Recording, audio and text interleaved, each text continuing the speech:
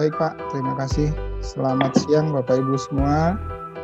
Hari ini kita bahas tentang problem solving in decision making sebagai salah satu kompetensi gitu ya, kompetensi dari seorang manajer gitu. Biasanya kompetensi manajer itu seringkali dikaitkan dengan hal ini, problem solving dan decision making. Quote dari Robert Anthony, "The best way to escape your problem is to solve it."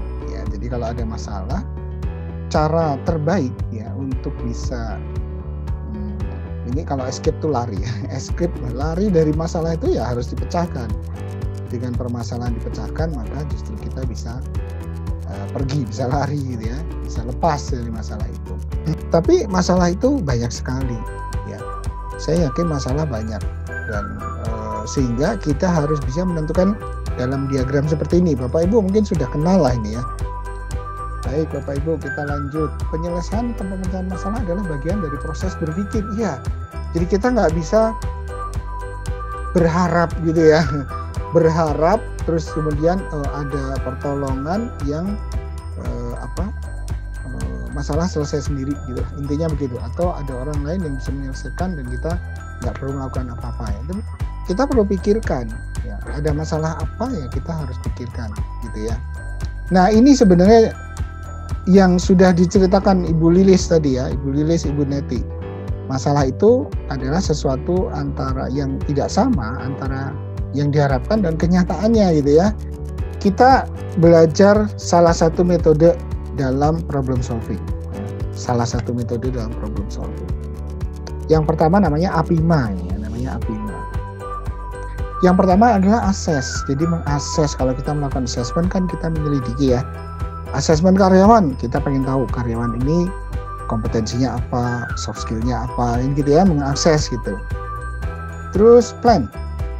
Dari situ kita bikin rencana penyelesaian ya. Terus implement ya, dilaksanakan. Dimonitoring gitu ya, dimonitoring bahwa rencana tadi dijalankan. Ya, ini mungkin seperti Bu Lilis ya. Kalau para leader di lapangan tidak bekerja sesuai rencana, ya mungkin salah satunya perlu dimonitoring. Ya semacam itu prosesnya dimonitoring ya. Sampai akhirnya ditindaklanjuti.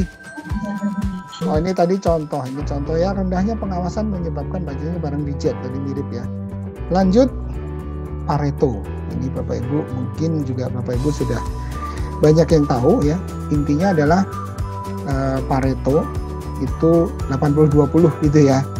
Ini bisa dicontek dalam ketika kita memberikan bobot dalam KPI. Contohnya begitu ya. Contohnya di dalam analisa Pareto seperti ini. Lalu kita buat semacam persentase. Ini ada grafiknya. Tadi kumulasinya. Strategi yang lain adalah pendekatan 5 whys ya. Whys itu S itu berarti jamak maksudnya, yaitu selalu mempertanyakan kenapa kondisinya terjadi. Kemudian dipertanyakan kurang lebih sampai 5 kali. Ini analoginya seperti tadi, orang sering beli obat pilek tanpa mempertanyakan kenapa saya pilek. Analogi ini, nah kira-kira begini contohnya. Ini prinsip 5 why-nya. Lalu decision making. Kalau tadi kita punya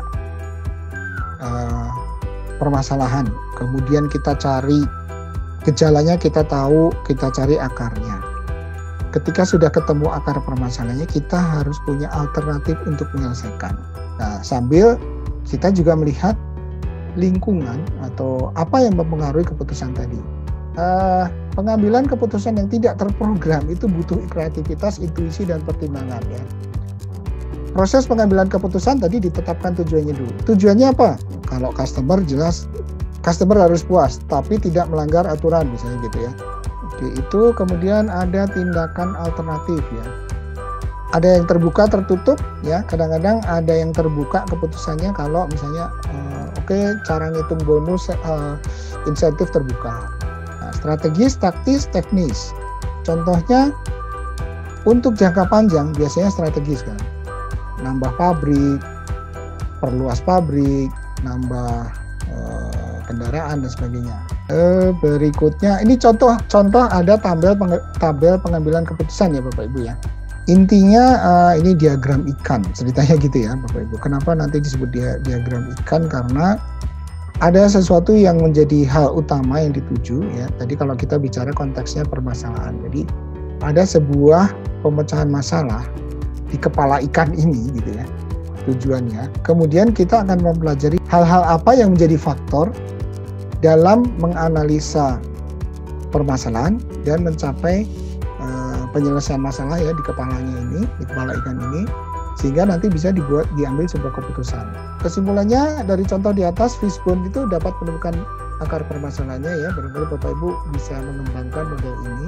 Sampai di sini dulu apa yang saya sampaikan, semoga bermanfaat dan mohon maaf kalau banyak kekurangannya. Terima kasih atas perhatian, sharingnya dan partisipasinya. Sertifikat H+3. Mohon isi evaluasi. Terima kasih. Saya kembalikan ke Pak Andreas. Ya, sampai ketemu lagi Bapak Ibu. Terima kasih. Assalamualaikum warahmatullahi wabarakatuh. Salam sejahtera, salam sehat selalu semuanya. Terima kasih. Waalaikumsalam. Terima kasih Pak Jo, Pak Andreas. Sampai ketemu lagi. Terima kasih Pak Jo, Pak Andreas.